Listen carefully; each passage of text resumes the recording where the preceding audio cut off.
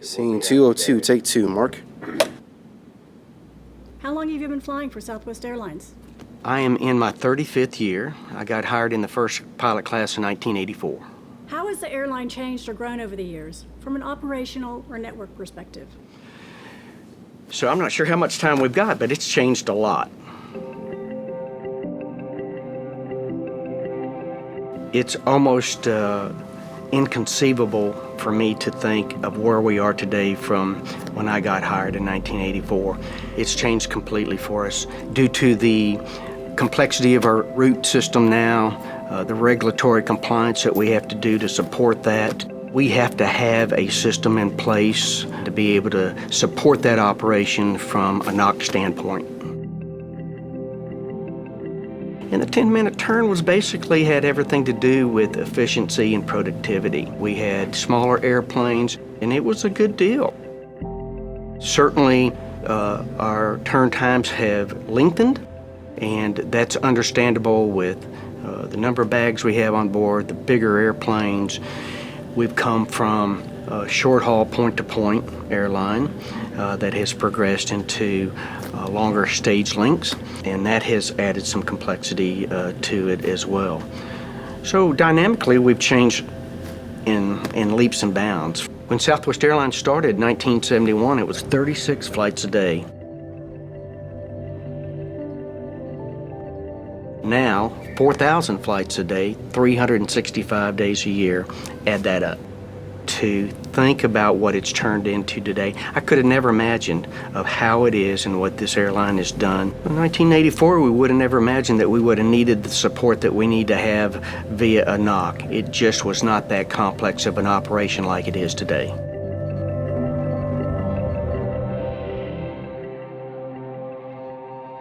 Southwest Airlines began as a small intrastate carrier serving 3 cities with 2 nonstop city pairs. Our network was unique because it routed airplanes point to point versus using the hub and spoke model that our competitors were built on.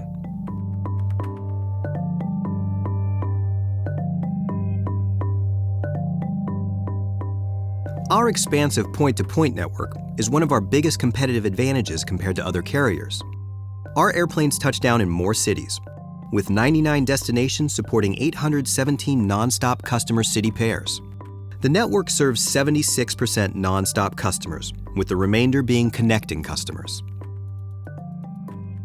During the 2007 to 2009 recession, other airlines responded to the market downturn by shrinking. We responded by adapting and optimizing our network and adding new destinations. By creating incremental revenue opportunities through increased connections while staying focused on our nonstop service, we remained profitable without the deep capacity cuts other airlines were forced to make. Another benefit of this network adjustment is that it allows our customers to connect to more destinations through what we call intentional connection opportunities, or ICOs. ICOs are an important part of our strategy to increase revenue and to also make us more competitive by offering our customers more travel options. The Southwest Airlines network is designed to allow for the arrival of multiple aircraft at the same destination within a few minutes of each other, making it possible for customers to connect to numerous other flights. While this ICO design may appear to be similar to other airlines' hub and spoke model, our ICOs take advantage of offering our customers more flight options while maximizing the operational efficiencies of our point-to-point network. For example, in this midway flight schedule from 2009, flights were staggered coming into Chicago, meaning customers did not have as many potential connection opportunities. Now, with ICOs, midway customers who fly in during the ICO bank have many more options to connect to different markets than our customers in 2009, giving them more of what they want, maximizing our revenue potential and efficiency in our mega stations. As our operation has continued to grow, so has the complexity of our network. One significant contributor to this being the growth of our load factors, increasing from an average of 16% in 1971 to the low to mid 80% range today. To manage and maneuver the complexity of today's network, it's imperative we operate as a team. By communicating clearly, trusting one another, and working together to ensure a safe and reliable experience for our customers. It's only through the combination of these practices that we're able to effectively deliver on our promise. This isn't an easy thing to do, and will never be perfect on any given day. The thousands of passengers we carry every day requires the careful coordination of flight arrivals and departures. The ultimate goal is to ensure the reliability of our network and to mitigate operational disruptions for our customers, crew, and fleet. Our NOC plays a vital role in this coordination so that we may keep our commitments to our internal and external customers, like getting our crews home on time, having reliable schedules for station teams, and delivering aircraft to maintenance facilities on time, so that our technicians have the time they need to perform required maintenance.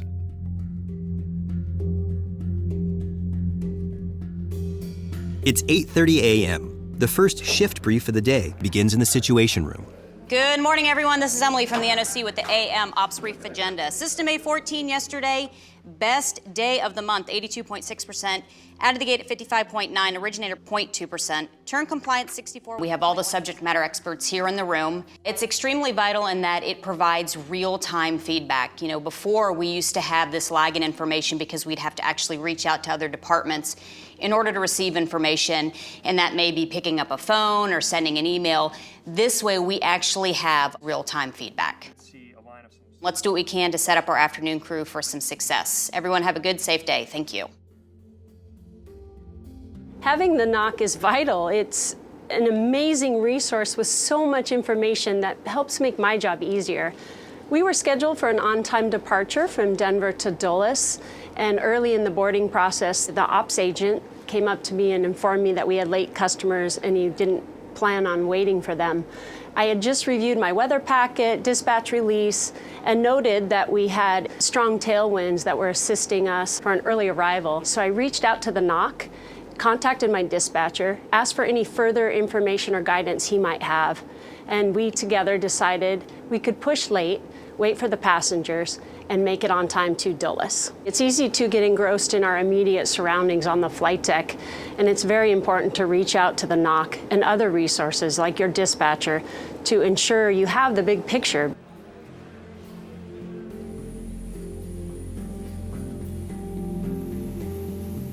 Considering the connectivity of the network, clearly on-time performance is critical to ensuring that flights are not affected downline.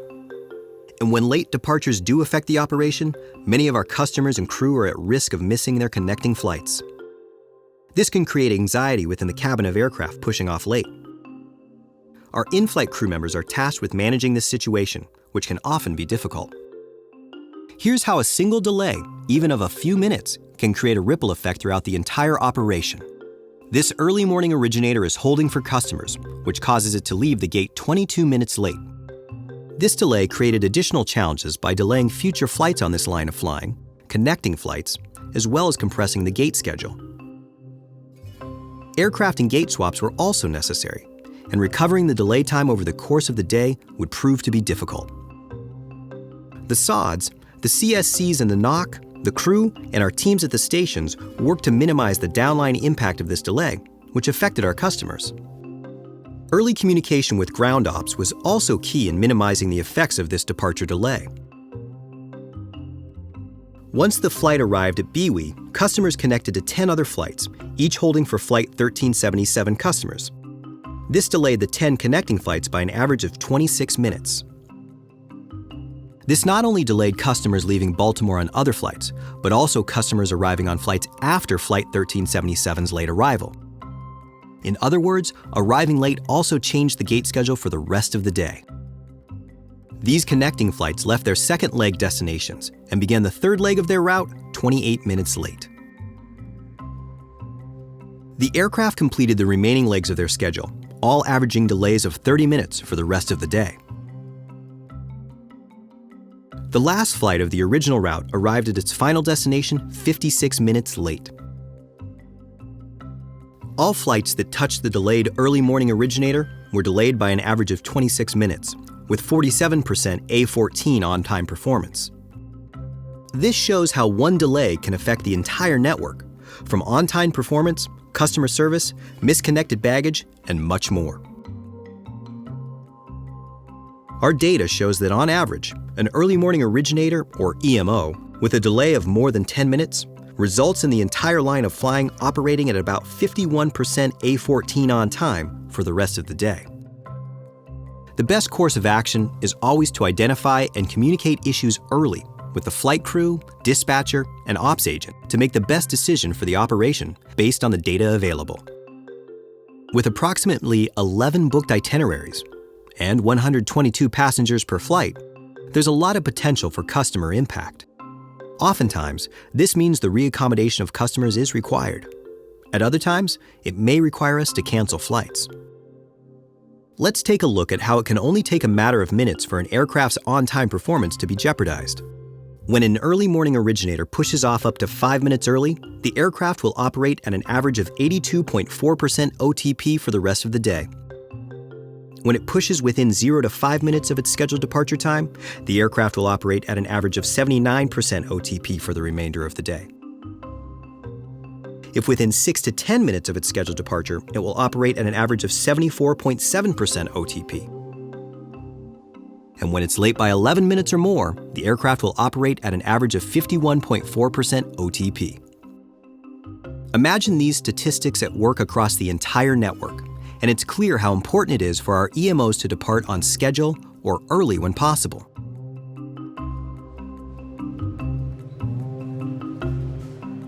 There are many external factors that can impact our customer experience and result in delays or cancellations. The NOC works hours ahead to isolate and minimize the impact of these external disruptions because they know these aren't just metrics, they are decisions that impact real people. Not all solutions are perfect.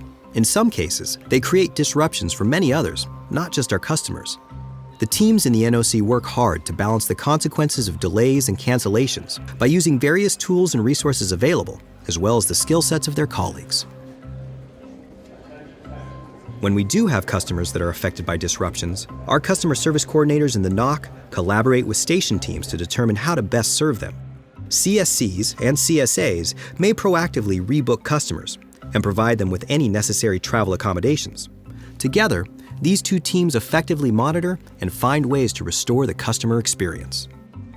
While CSCs and station teams manage customer reaccommodation and itineraries, crew scheduling monitors schedule disruptions for pilots and flight attendants.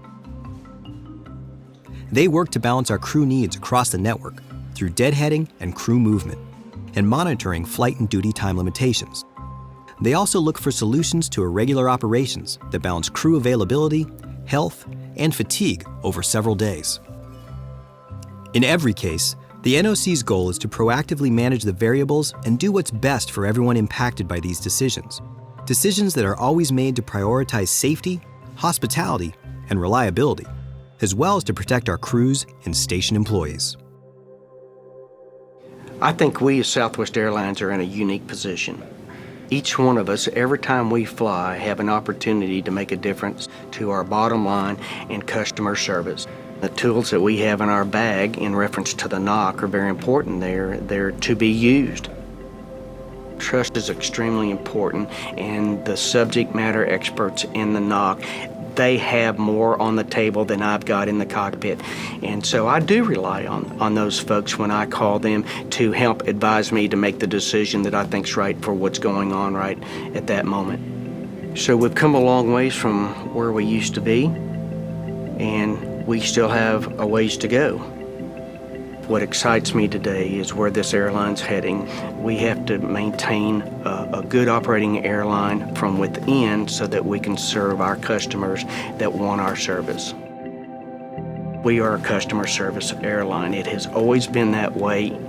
And so as long as we can keep our customers happy with on-time performance, high frequency, and a good experience, we're golden. Nobody can beat us at that game.